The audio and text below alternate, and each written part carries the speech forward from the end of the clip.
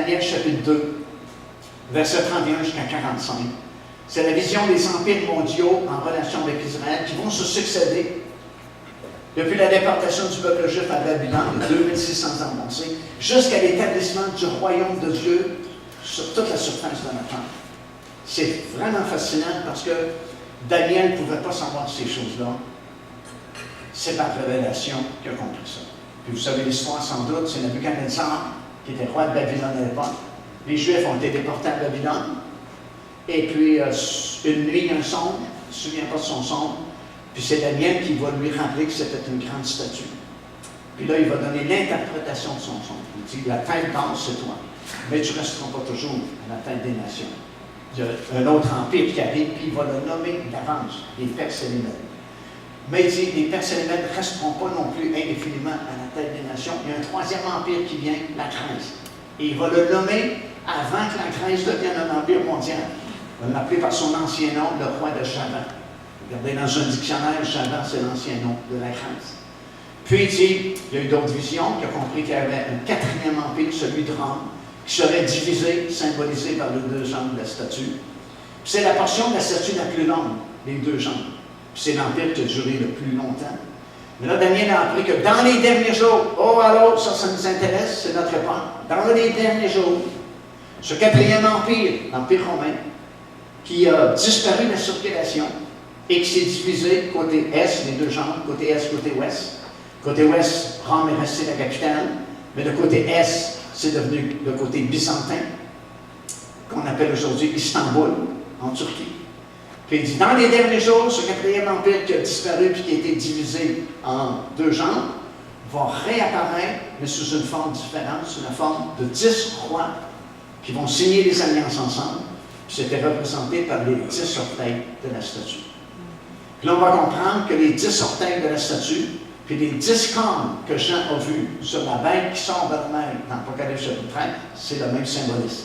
Les 10 orteils et les 10 cornes, 10 nations qui font des alliances entre elles dans les derniers jours. Puis là, Daniel a vu que dans le temps de la formation de ces 10 rois de la fin, il y a une pierre qui s'est détachée sans le secours d'aucune main, qui a frappé la statue, a mis la statue en pièces. Et Daniel a vu, c'est dans votre Bible, Daniel chapitre 2, la pierre a grandi, grandi, grandi.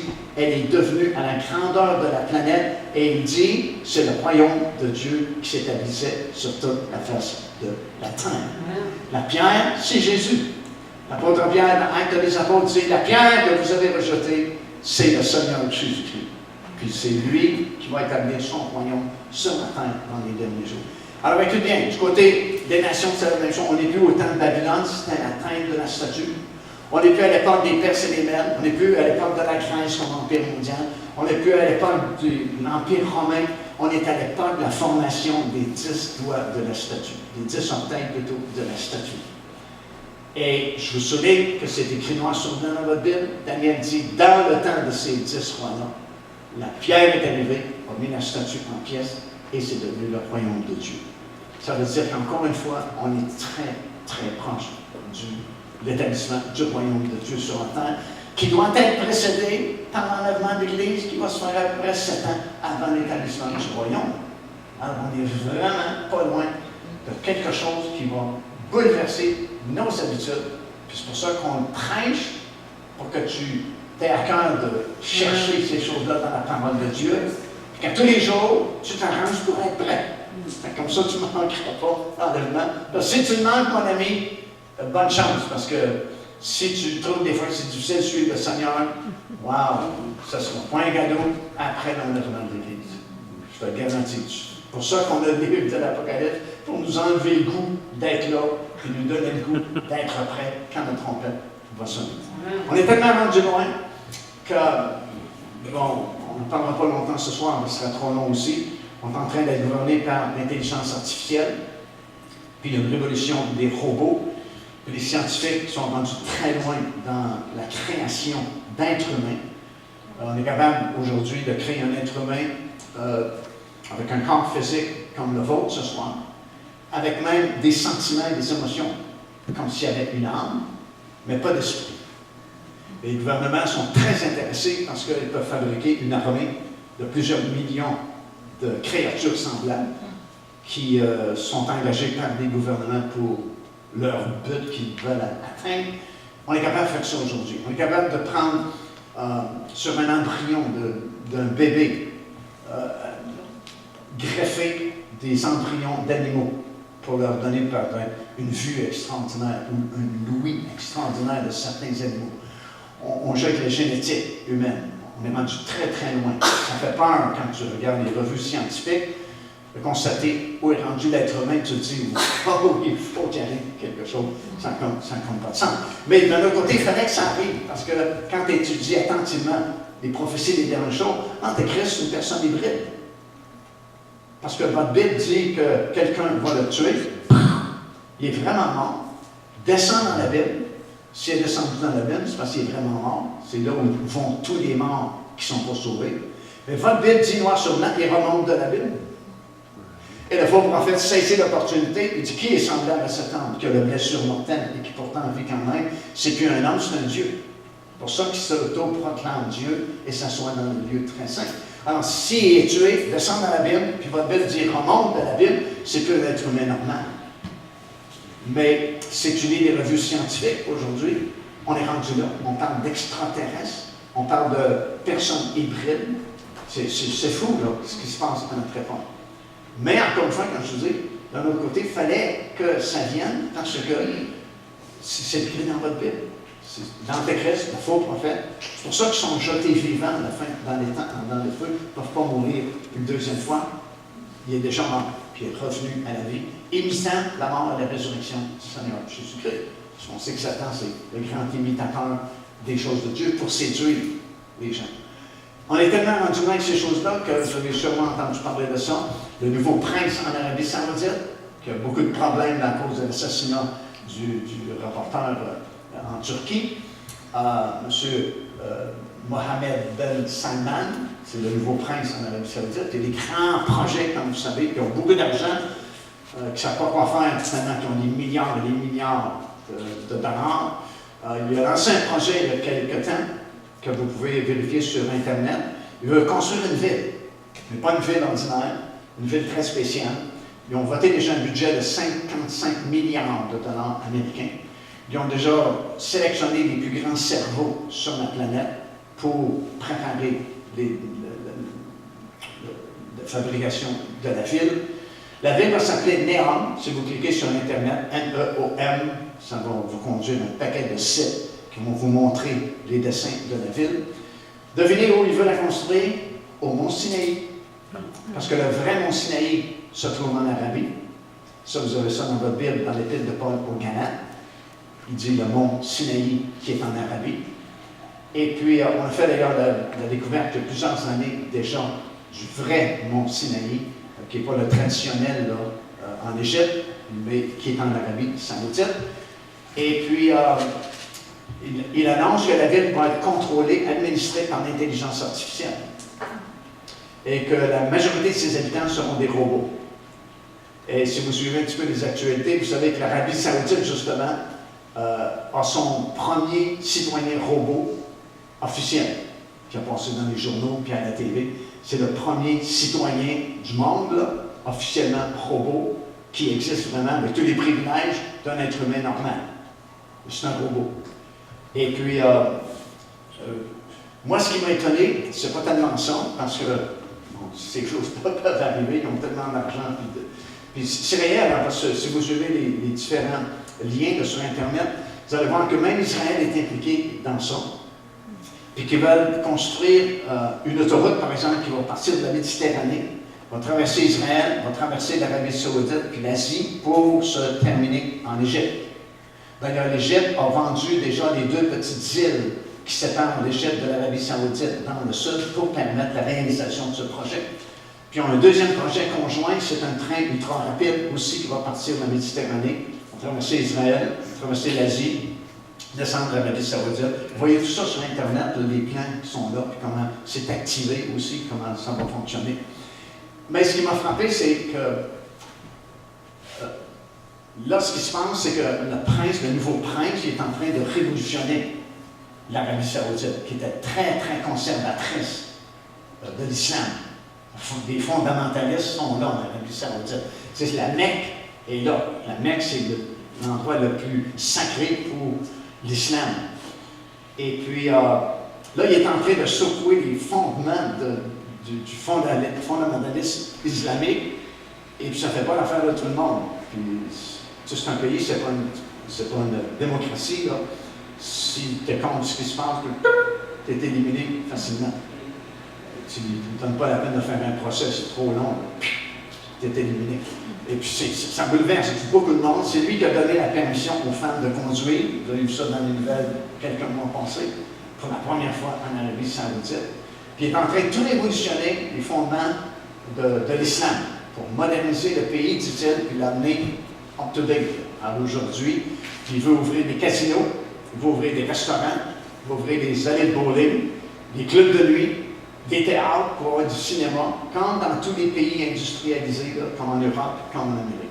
Alors, ce ne serait pas l'affaire des fondamentalistes que eux autres, ça a tout péché, tout défendu, l'alcool, puis les clubs de nuit, puis le cinéma, c'est péché mortel. Là, le prince, c'est lui qui dirige le pays, il est en train de tout révolutionner ça pour dire, comment on est arriéré, on va se mettre à la mode de l'Europe, puis des États-Unis, puis de l'Amérique, on va avoir toutes ces choses-là. Puis là, ben, tu as des groupes islamiques qui s'élèvent contre ça. Et ce qui m'a vraiment étonné, c'est que j'ai suivi une série justement sur Internet d'un groupe islamique à Paris. Il a tenu une conférence à Paris il y a quelques mois passés, plusieurs sessions, pour dénoncer ce que le prince veut faire avec ce projet-là. Et ils mettent en garde le monde. Parce que, disent-ils, ça va être la ville du Dijan. Pour eux, parce que l'islam a une volet prophétique aussi. Nous, on attend le retour du Seigneur Jésus-Christ. Eux, ils attendent le retour du Mahdi. Et puis, l'Antéchrist, pour eux autres, il s'appelle le Dijan. Puis ils disent ça va être la ville du Dijan, le péché, la débauche, puis tout ça, là. Puis ça prouve que le Mahdi est à la porte pour nettoyer tout ça. Puis là, ils avertissent la population en général. Faites attention, on est rendu à la fin des temps. Le Dijan est sur le point de se manifester. Le Mahdi va mettre de l'ordre là-dedans aussi. Puis là, j'écoutais ça, puis je me dis, wow! C'est des groupes islamiques qui préviennent la population. On est rendu à la fin de faire attention. Où est l'Église là-dedans? Tu sais, ce sera notre job d'être les premiers à dire, wow, on est rendu à la fin. Repentez-vous, faites quelque chose, préparez-vous. Non, c'est des groupes islamiques qui avertissent le monde par des séries de vidéos qu'ils mettent sur Internet pour dénoncer ces choses-là. Là, je me dis, wow! Ça parle fort. Ça veut dire qu'on est vraiment, l'Église, on est vraiment endormi. On dort au gaz profond. Comprends-tu? Parce qu'on ne voit même pas ces choses-là. Puis c'est les groupes islamiques qui se lèvent pour avertir le monde, alors qu'on devrait être les premiers à lever le flambeau, puis le drapeau, et dire, wow, attention, on vit des temps dangereux, on est rendu à la fin, préparez-vous, le Seigneur revient bientôt. Alors, tu sais, c'est des signes, ça aussi, qui nous parlent, qui nous disent, ça ne peut pas traîner longtemps, des choses comme ça. Il faut qu'il arrive quelque chose, puis on sait ce qui va arriver, le Seigneur Jésus-Christ revient bientôt. Puis finalement, dans l'Église, ben, c'est exactement les prophéties qui ont été données pour l'Église aussi. Les prophéties pour l'Église, c'est qu'à la fin, il va y avoir deux courants dans ce qu'on appelle l'Église. Un courant d'apostasie, puis un courant de réveil, puis de gens qui sont fondamentalistes, qui tiennent à l'intégrité de la parole de Dieu. Puis mon ami, c'est exactement là où on est rendu. Beaucoup d'églises sont dans l'apostasie, par-dessus la terre. Ils ne veulent plus rien savoir de la parole de Dieu, ou presque. Tu n'as plus de louanges dans les églises, tu n'as plus de passion, tu n'as plus de gens qui ne dorment pas la nuit parce qu'ils disent de des cendres qui se perdent, faut intercéder. Je t'entends quasiment plus parler de ça. Dans la plupart des églises, il n'y a aucun programme d'évangélisation. On n'a plus à cœur le monde, on n'a plus à cœur les cendres. Je regarde certains chrétiens, puis je me dis, boy, des fois ils sont pires que les gens du monde. Mais ils viennent à l'église des fois le dimanche matin. Quand il ne fait pas trop froid, quand il ne fait pas trop chaud, quand il n'y a pas de neige, quand ce n'est pas la fête des mères, quand ce n'est pas la fête des pères, les fêtes des grands-pères. Tu sais, on est rendu là, c'est devenu une religion. Comme autrefois on avait la religion catholique, on allait là pour se débarrasser de notre conscience. Puis dans bien des églises, c'est rendu comme ça. Mais gloire à Dieu, tu en as le courant de gens qui disent non, on tient la parole de Dieu, on ne veut pas se laisser aller, on veut que le feu du Saint-Esprit soit au milieu de nous, on veut louer le Seigneur, on veut la passion des âmes, on veut être bouillant pour le Seigneur, parce qu'il vient chercher une église sans tache, ni choses semblantes, le Saint est répréhensible. Mais on est à cette époque-là des deux courants, puis tu es dans l'un ou dans l'autre, mais on est rendu exactement là. Alors, qu'est-ce qui va arriver pour terminer ce soir? Qu'est-ce qui reste à venir? Chez Israël, il n'y a pas grand-chose à venir. Chez les nations, non plus, parce qu'on est rendu au bout, on est à la formation des 10 doigts de pied de la statue. Dans l'Église, tu ne peux pas aller plus loin, là, parce que tu es rendu avec l'homosexualité qui est acceptée de plus en plus dans nos milieux. Alors, je parlais récemment avec des gens qui... c'est des gens qu'on a connus, qui étaient dans des groupes de chant, dans nos milieux pentecôtistes, qui sont rendus homosexuels, et qui blâment l'Église de ne pas les accepter facilement aujourd'hui, ouvertement. C'est comme le monde à l'envers. On est vraiment rendu à la fin. Je ne pense pas qu'on puisse aller vraiment plus loin. Alors, qu'est-ce qui reste à accomplir? En réalité, à peu près tous les signes sont déjà passés. Chez Israël, chez les nations. Le seul grand signe majeur qui reste à venir, avant l'enlèvement de l'Église, c'est la confirmation d'une alliance pour une durée de 7 ans.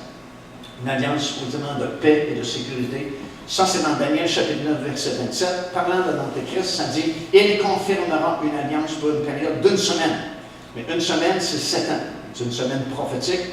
C'est une durée de 7 ans, parce qu'on le comprend par les autres versets auparavant, du chapitre 9, verset 24 jusqu'à 27. Et dans la plupart de vos Bibles, c'est mal traduit, ça dit « Il fera une alliance ». Mais le texte original dit « Il confirmera l'alliance ». Alors c'est très différent. Il fera une alliance, puis il confirmera l'alliance. Deux choses totalement différentes. Alors, il va confirmer une alliance pour une durée de 7 ans, supposément de paix et de sécurité, mais en réalité, ce sont les 7 années de tribulation à venir. Ça, c'est le grand signe qui reste à venir. Puis, ça, c'est le cri de minuit. Ça, je vous recommande de vous procurer ça, parce que ça va vous révéler beaucoup de choses que vous avez besoin de comprendre à l'époque où on vit. Parce que quand cette alliance-là va être signée, c'est le cri de minuit. Qu'est-ce qui a réveillé les 10 vierges? Le cri de minuit.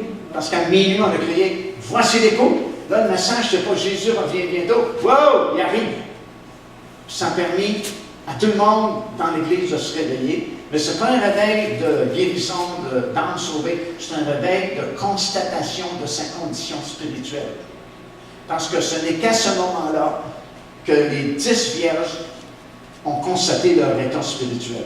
Les sages ont réalisé qu'elles avaient été sages parce qu'elles avaient encore de l'huile, puis les insensés ou les folles ont réalisé qu'elles avaient été stupides parce qu'elles n'avaient plus d'huile dans leur langue.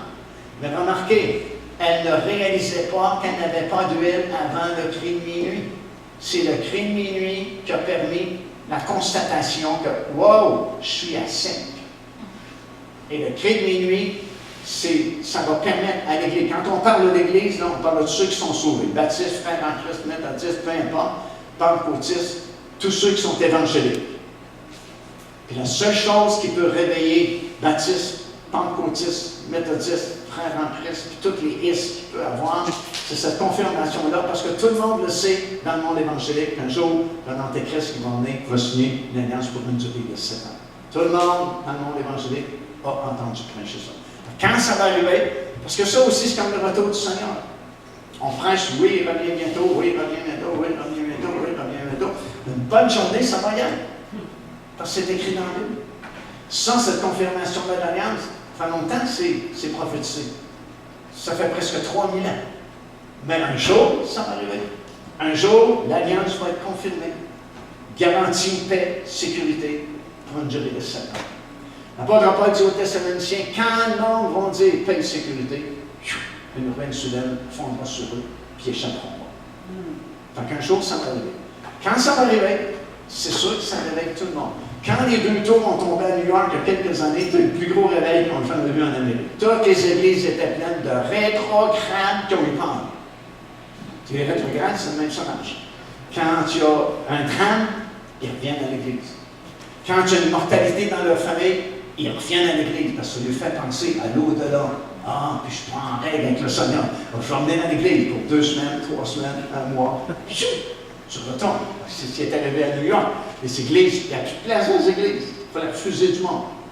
Imagine-toi quand ça va être signé. Il n'y a plus de place dans aucun édifice au monde pour accueillir toutes les vierges endormies. Puis c'est pendant qu'elles vont chercher de l'huile que l'enlèvement a lieu. Alors ça, c'est le grand signe, puis il fallait que tu sois prêt avant.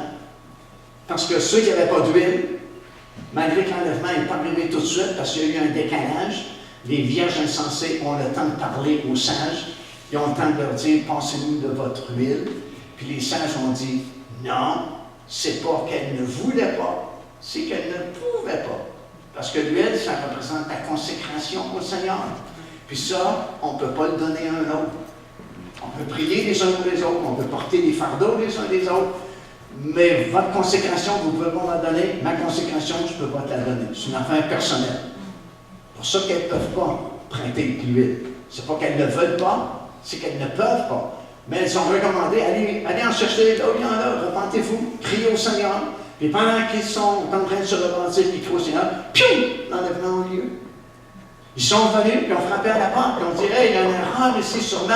Tu sais, on allait de temps en temps à l'église, puis ils disaient, qu'est-ce que le Seigneur leur dit? Je vous connais pas. Le mot connaître, dans ce passage-là, vient du mot, on n'a pas de relation ensemble. On n'a pas d'intimité ensemble. Oui, tu viens à l'église de temps en temps, mais on ne se connaît pas. Tu n'as jamais passé du temps à me prier. Tu n'as jamais passé du temps à dire, parle, Seigneur, parce que ton serviteur, ta servante, écoute. C'est juste en surface, tu viens juste à l'église. Ce n'est pas suffisant pour être enlevé. Tu as une relation avec moi.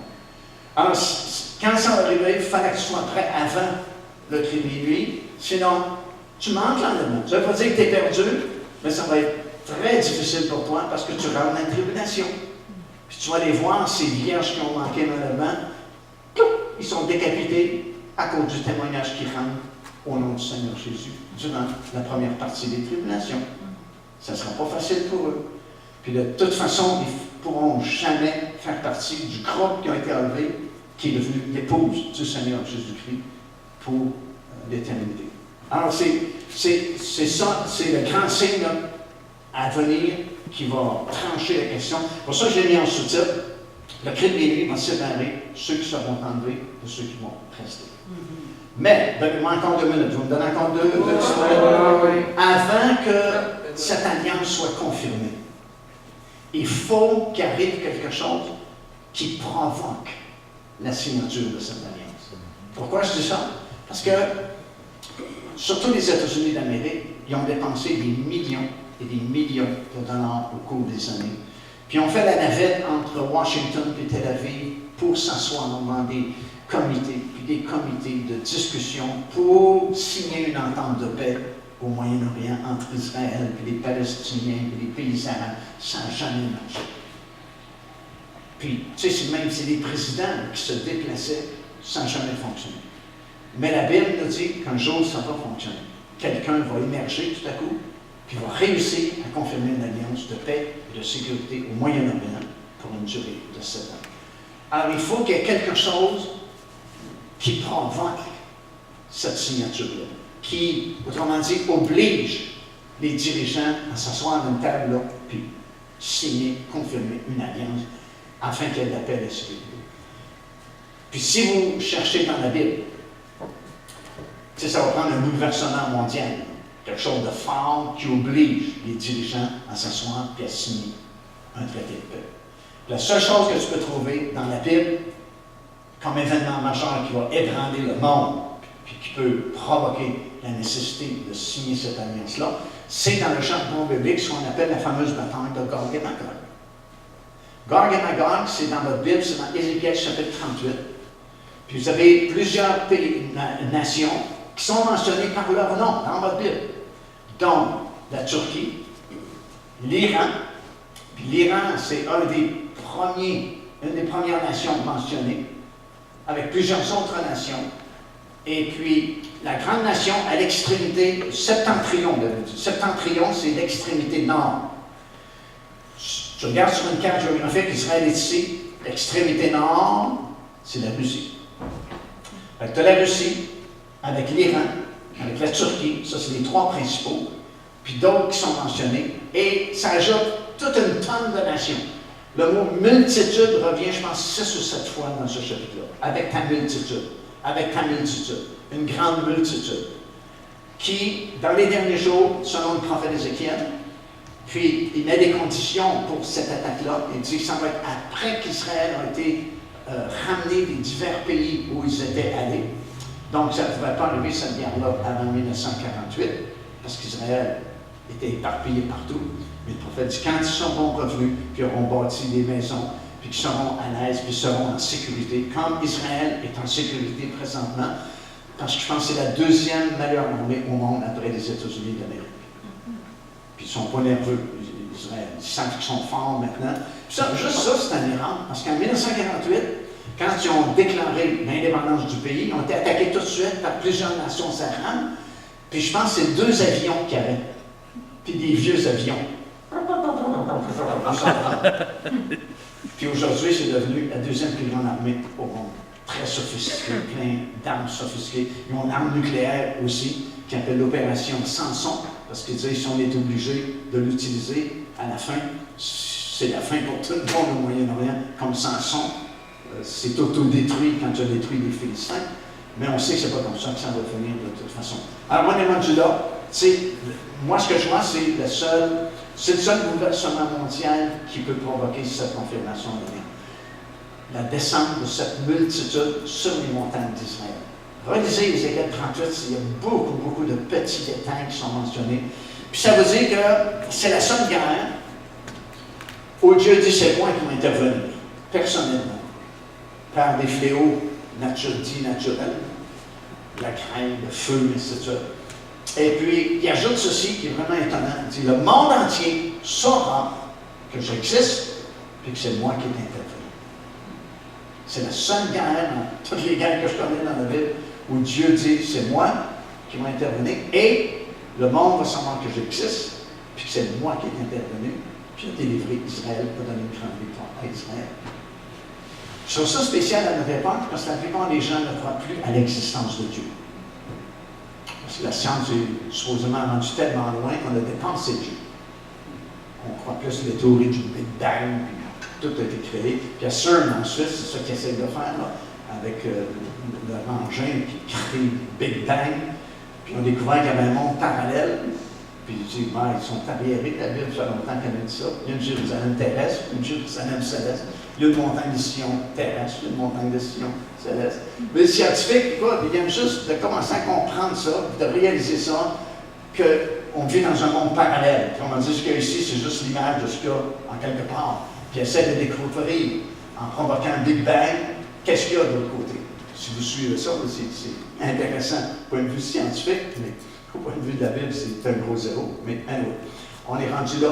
Puis, Dieu dit, je trouve ça fort parce que le monde ne croit plus à l'existence de Dieu. Mais là, Dieu dit, tout le monde va savoir que j'existe. Ça va prendre le dernier grand réveil, grande moisson mondiale. Puis il dit, va savoir que j'existe, puis c'est moi qui est intervenu. Et puis, ça va être tellement fort parce que, écoute, tu as juste une rumeur de guerre au Moyen-Orient, puis tu payes ton essence plus cher à la pompe. Juste une rumeur de guerre. Quand ça va arriver, c'est quelque chose, c'est mondial. Ça va affecter le monde entier. Parce que le monde, c'est la mondialisation aujourd'hui. Il arrive quelque chose en Europe, tout le monde est affecté. Il arrive quelque chose en Amérique, tout le monde est affecté. Parce qu'on est tous interconnectés. Et puis, ça va affecter la bourse, c'est sûr qu'elle va cracher. Le pétrole, t'as mieux de mettre ta main dans ton portefeuille. Ça va arriver parce que, ça ne sera plus achetable. Ça va toucher le monde entier. Il y a un bouleversement majeur. C'est pour ça que les 10 nations vont se former rapidement. Pour dire, on ne veut plus voir une catastrophe mondiale comme ça, qui jette notre économie par terre. Il faut s'entendre enfin pour avoir de la paix et de la sécurité, surtout au Moyen-Orient. Parce que le Moyen-Orient, c'est le centre nerveux du monde. Il y a une petite vague là, puis une grosse vague partout sur la planète. C'est le seul événement majeur que je peux trouver dans la Bible qui va provoquer cette confirmation de cette alliance. À ma connaissance, il n'y a pas d'autres signes. Parce qu'en Israël, c'est tout accompli. J'ai beau chercher dans la Bible, il n'y a pas d'autre chose à accomplir. Tout ce qui a été prophétisé est accompli. Chez les nations, on est rendu là, formation des 10 orteils de la statue. Dans l'Église, exactement comme c'était prophétisé, côté apostasie, côté on tient la parole de Dieu. Donc, ça peut. Puis, Gog et Magog peut arriver demain matin.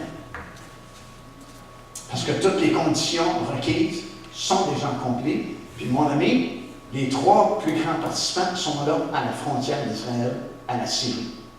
Tu sais, Damas, là, qu'on entend quelquefois parler, c'est 30 km d'Israël. C'est presque sans frontière d'Israël. La Russie est là. Si vous suivez les actualités, vous savez qu'ils viennent d'envoyer des avions de chasseurs armés à la Syrie, puis ils préviennent Israël de ne pas toucher à ça, sinon, bombarde d'Israël. Alors, les 3 plus grands sont là. L'Iran, la Russie et la Turquie sont en Syrie présentement, sur la frontière d'Israël. Ça va être tellement fort que dans votre Bible, ça dit que ça va prendre 7 ans pour brûler toutes les armes que la multitude va avoir. Ça va prendre 7 mois pour enterrer tous les morts. Ça va tellement être fort que dans votre Bible, c'est écrit qu'il y a une ville qui va être créée qui s'appelle Ramona. C'est dans Ézéchiel chapitre 39. Qui va devenir une ville cimetière où on va enterrer tous les ossements de tous ces morts-là pendant 7 ans. La Bible vous dit même où ça va se passer, c'est dans la vallée des voyageurs. La vallée des voyageurs, c'est à l'est d'Israël, du côté de la Jordanie. Puis cette nouvelle ville-là, qui n'existe pas présentement, mais qui va être créée de toute nécessité, qui va s'appeler Ramona, parce que c'est comme ça que c'est écrit. Le mot Ramona, devinez ce que ça veut dire? Multitude. Il dit, toi et ta multitude, vous allez descendre, puis ils sont exterminés là. Ça va être une ville cimetière pour toute cette multitude qui va être enterrée là, enfouie dans la terre. Parce que on peut comprendre que probablement il y a quelque chose de nucléaire aussi dans cette guerre-là. Parce que pendant 7 mois, on va circuler partout dans cette région-là. Et la minute qu'on trouve un ossement ou un cadavre, on met un petit piquet pour être sûr que personne ne touche. Probablement il est contaminé, on veut l'amener dans la ville de Ramona pour l'enterrer puis l'enfouir dans le sol. Tu sais, c'est tout écrit noir sur blanc, ça, dans votre ville. Puis, on ne se préoccupait pas trop de ces choses-là dans les années passées parce que ça semblait impossible à réaliser. Mais là, on est rendu là, frères et sœurs. Ça. Gog et Magog, là, il n'y a plus rien qui les retient au point de vue prophétique. Ça peut arriver demain matin que la multitude descend sur les montagnes d'Israël. Puis, une fois que ça s'est commencé, mon ami, il ne reste plus grand temps là, pour la confirmation de l'Alliance, puis l'enlèvement de l'Église, qui va se produire peu de temps après cette confirmation-là. Mais en terminant, il fallait que tu sois prêt avant la confirmation de cette alliance, parce qu'après, c'est trop tard.